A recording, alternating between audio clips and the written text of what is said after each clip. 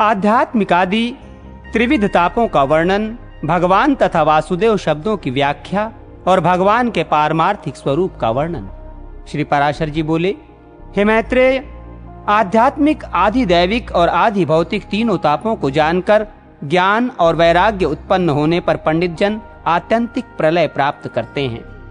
आध्यात्मिक ताप शारीरिक और मानसिक दो प्रकार के होते हैं। उनमें शारीरिक ताप के भी कितने ही भेद हैं, वो सुनो।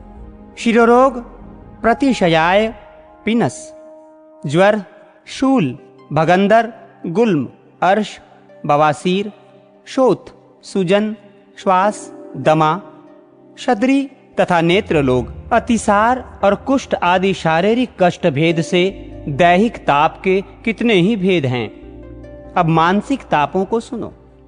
हे द्विजश्रेष्ठ, काम, क्रोध, भय, द्वेष, लोभ, मोह, विषाद, शोक, असूया, गुणों में दोषारोपण, अपमान, ईर्ष्या, मात्सर्य आदि भेदों से मानसिक ताप के अनेक भेद हैं।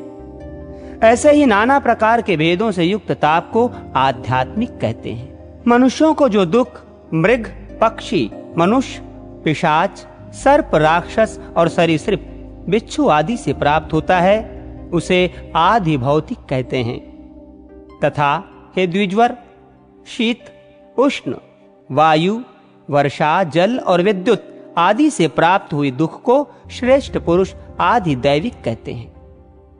हे मुनिश्रेष्ठ, इनके अतिरिक्त गर्भ, जन्म, जरा, अज्ञान, मृत्यु और नरक से उत्पन्न हुए दुख के भी सहस्रों प्रकार के भेद हैं। अत्यंत मलपूर्ण गर्भाशय में उल्ब गर्भ की झिल्ली से लिपटा हुआ ये सुकुमार शरीर जीव, जिसकी पीठ और ग्रीवा की अस्थियां कुंडलाकार मुड़ी रहती हैं, माता के खाए हुए अत्यंत तापप्रद खट्टे, कड़वे, चरपरे, गर्म और खारे पदार्थों से जिसकी वेदना बहुत बढ़ जाती है, जो मल मूत्र रूप महापंक में पड़ा पड़ा संपूर्ण अंगों में अत्यंत पीड़ित होने पर भी अपने अंगों को फैलाने या सिकोड़ने में समर्थ नहीं होता और चेतना युक्त होने पर भी श्वास नहीं ले सकता, अपने सैकड़ों पूर्व जन्मों का स्मरण कर कर्मों से बंधा हुआ अत्यंत दुख पूर्वक गर्भ में पड़ा रहता है। उत्पन्न होने के समय उसका मुख मल, मूत्र, रक्त और वीर्य आदि में लिपटा रहता है और उसके संपूर्ण अस्थि बंधन प्रजापत्य गर्भ को संकुचित करने वाली वायु से अत्यंत पीड़ित होते हैं।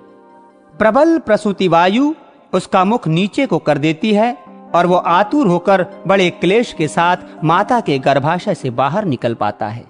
हे मुनि सत्तम, उत्पन्न होने के अनंतर बाह्य वायु का स्पर्श होने से अत्यंत मूर्छित होकर वो जीव बेसुध हो जाता है।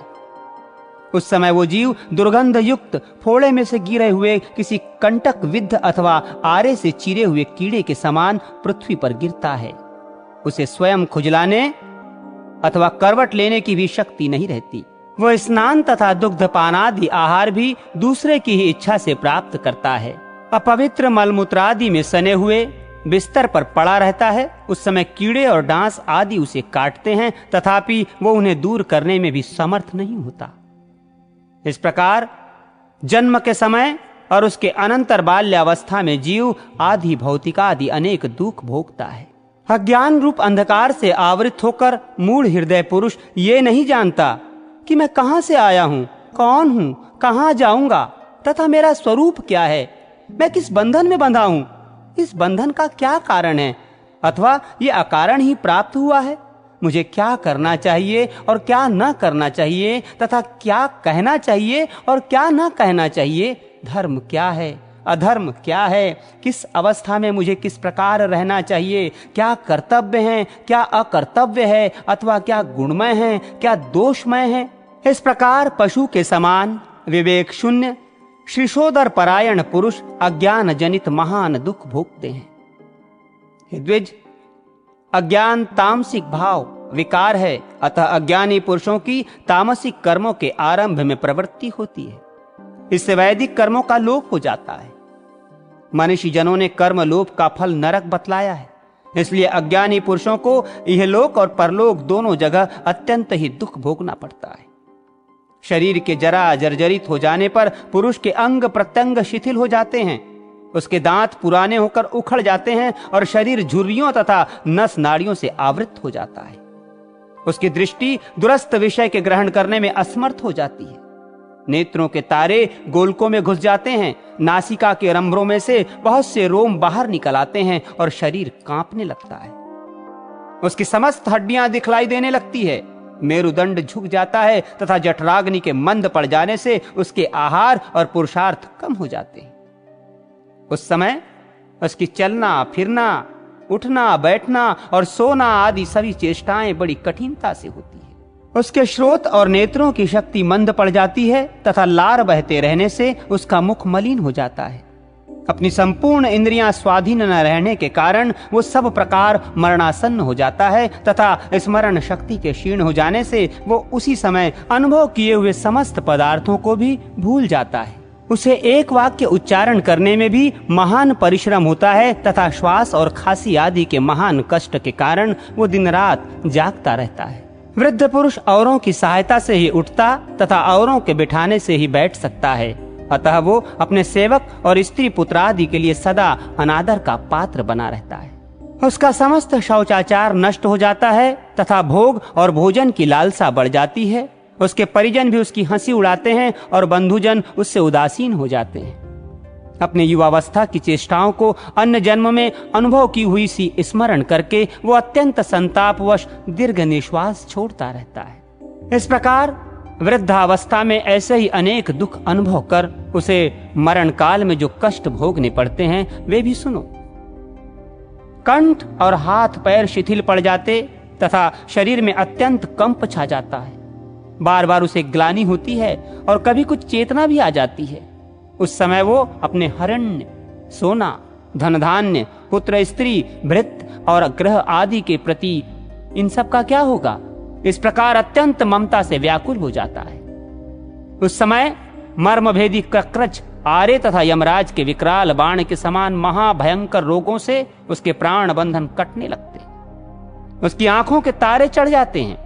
वो अत्यंत पीड़ा से बारंबार हाथ पैर पटकता है तथा उसके तालू और होठ सूखने लगते हैं। फिर क्रमशः दोष समूह से उसका कंठ रुक जाता है, अतः वो घर घर शब्द करने लगता है तथा ऊर्ध्व श्वास से पीड़ित और महान ताप से व्याप्त होकर क्षुधा तृष्णा से व्याकुल हो उठता है। ऐसी अवस्था में भी यमदूतों से पीड़ित होता हुआ वो बड़े क्लेश से शरीर छोड़ता है और अत्यंत कष्ट से कर्मफल भोगने के लिए यातना देह प्राप्त करता है। मरण काल में मनुष्यों को ये और ऐसे ही अनेक भयानक कष्ट भोगने पड़ते हैं। अब मरणोपरांत उन्हें नरक में जो यातनाएं भोगनी पड़ती हैं वो सुनो। प्रथम यम किंकर अपने पाशों में बांधते हैं, फिर उनके दंड प्रहार सहने पड़ते हैं। तदनंतर यमराज का दर्शन होता है और वहां तक पहुंचने में बड़ा दुर्गम मार्ग देखना पड़ता है। हे द्विज, फिर तप्त बालू का, अग्नि यंत्र और शस्त्रादि से महाभयंकर नरकों में जो यातनाएं भोगनी पड़ती है वे अत्यंत असह्य होती हैं। आरे से चीरे जाने, मुस में तपाए जाने, कुल्हाड़ी से काटे जाने, भूमि में गाड़े जाने, शूली पर चढ़ाए जाने, सिंह के मुख में डाले जाने, गिद्धों के नोचने, हाथियों से दलित होने, तेल में पकाए जाने, खारे दलदल में फंसने, ऊपर ले जाकर नीचे गिराए जाने और क्षेपण यंत्र द्वारा दूर फेंके जाने से नरक वासियों को अपने पाप कर्मों के कारण जो जो कष्ट उठाने पड़ते हैं उनकी गणना नहीं हो सकती। यदि श्रेष्ठ केवल नरक में ही दुख हो सो बात नहीं है। स्वर्ग में भी पतन का भय लगे रहने से कभी शांति नहीं मिलती। नरक अथवा स्वर्ग भोग के अनंतर बार बार वो गर्भ में आता है और जन्म ग्रहण करता है तथा फिर कभी गर्भ में ही नष्ट हो जाता है और कभी जन्म लेते ही मर जाता है। जो उत्पन्न हुआ है वो जन्मते ही बाल्यावस्था में, युवावस्था में, मध्यम वय में अथवा जराग्रस्त होने पर अवश्य मर जाता है। जब तक जीता है तब तक नाना प्रकार के कष्टों से घिरा रहता है। जिस तरह की कपास का बीज तंतुओं के कारण सूत्रों से घिरा रहता है। द्रव्य के उपार्जन, रक्षण और नाश में तथा इष्ट मित्रों के विपत्तिग्रस्त होने पर भी मनुष्यों को अनेकों दुख उठाने पड़ते हैं। हे मैत्रेय, मनुष्यों को जो जो वस्तुएं प्रिय हैं वे सभी दुख रूपी वृक्ष का बीज हो जाती हैं। स्त्री, पुत्र, मित्र, अर्थ, ग्रह, क्षेत्र और धन आदि से पुरुषों को जैसा दुख होता है वैसा सुख नहीं होता। इस प्रकार सांसारिक दुख रूप सूर्य के ताप से जिनका अंतःकरण तप्त हो रहा है, उन पुरुषों को मोक्ष रूपी वृक्ष की घनी छाया को छोड़कर और कहां सुख मिल सकता है।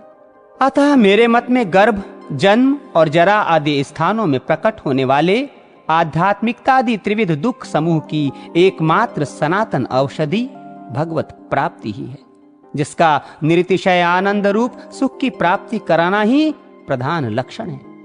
इसलिए पंडित जनों को भगवत प्राप्ति का प्रयत्न करना चाहिए। हे मुने, कर्म और ज्ञान ये दो ही उसकी प्राप्ति के कारण कहे गए हैं। ज्ञान दो प्रकार का है, शास्त्रजन्य तथा विवेकज। शब्द ब्रह्म का ज्ञान शास्त्रजन्य है और परम ब्रह्म का बोध विवेकज। हे विप्रश्रेय, अज्ञान घोर अंधकार के समान है, उसको नष्ट करने के लिए शास्त्रजन्य ज्ञान दीपकवत और विवेकज ज्ञान सूर्य के समान है। हे मुनिश्रेष्ठ, इस विषय में वेदार्थ का स्मरण कर मनु जी ने जो कुछ कहा है वो बतलाता हूं, श्रवण करो। ब्रह्म दो प्रकार का है, शब्द ब्रह्म और पर ब्रह्म। शब्द ब्रह्म शास्त्रजन्य ज्ञान में निपुण हो जाने पर जिज्ञासु विवेकज ज्ञान के द्वारा परम ब्रह्म को प्राप्त कर लेता है। अथर्ववेद की श्रुति है कि विद्या दो प्रकार की है, परा और अपरा।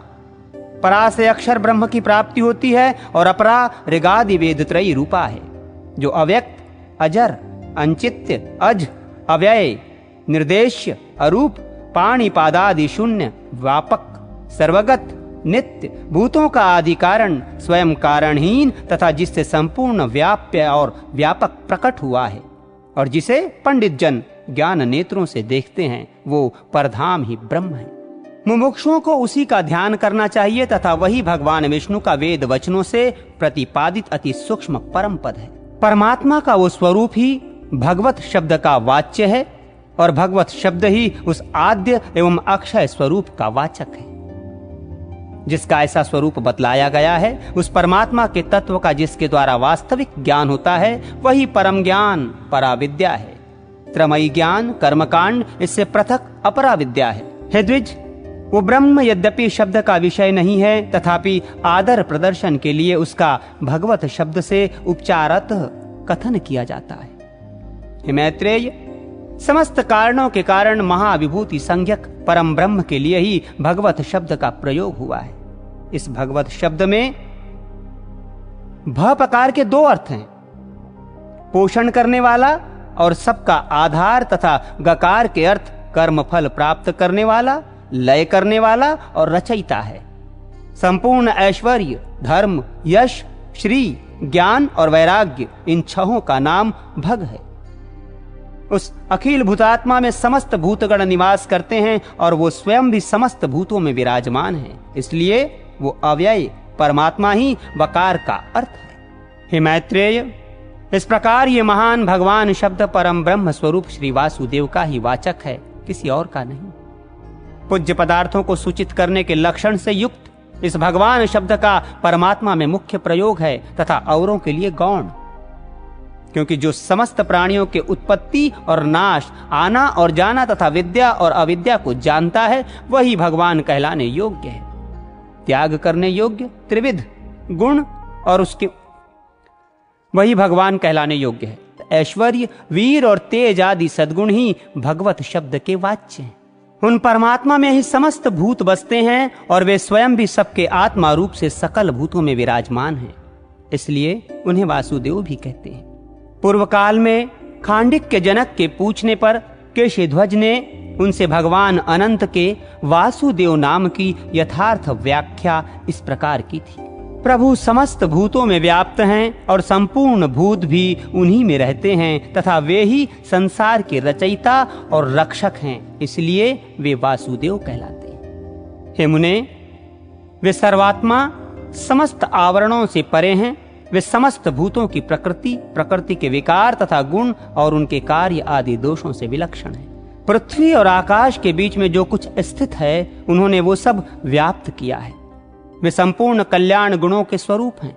उन्होंने अपनी माया शक्ति के लेश मात्र से ही संपूर्ण प्राणियों को व्याप्त किया है और वे अपनी इच्छा से स्वमनोनुकूल महान शरीर धारण कर समस्त संसार का कल्याण साधन करते हैं। वे तेज, बल, ऐश्वर्य, महाविज्ञान, वीर्य और शक्ति आदि गुणों की एकमात्र राशि हैं। प्रकृति आदि से भी परे हैं और उन परावरेश्वर में अविद्यादि संपूर्ण क्लेशों का अत्यंत अभाव है। वे ईश्वर ही समष्टि और व्यष्टि रूप हैं। वे ही व्यक्त और अव्यक्त स्वरूप हैं। वे ही सबके स्वामी, सबके साक्षी और सब कुछ जानने वाले हैं तथा उन्हीं सर्वशक्तिमान की परमेश्वर संज्ञा है, जिसके द्वारा वे निर्दोष, विशुद्ध, निर्मल और एक रूप परमात्मा देखे या जाने जाते हैं। उसी का नाम ज्ञान, पराविद्या है, और जो इसके विपरीत है वही अज्ञान, अपराविद्या है।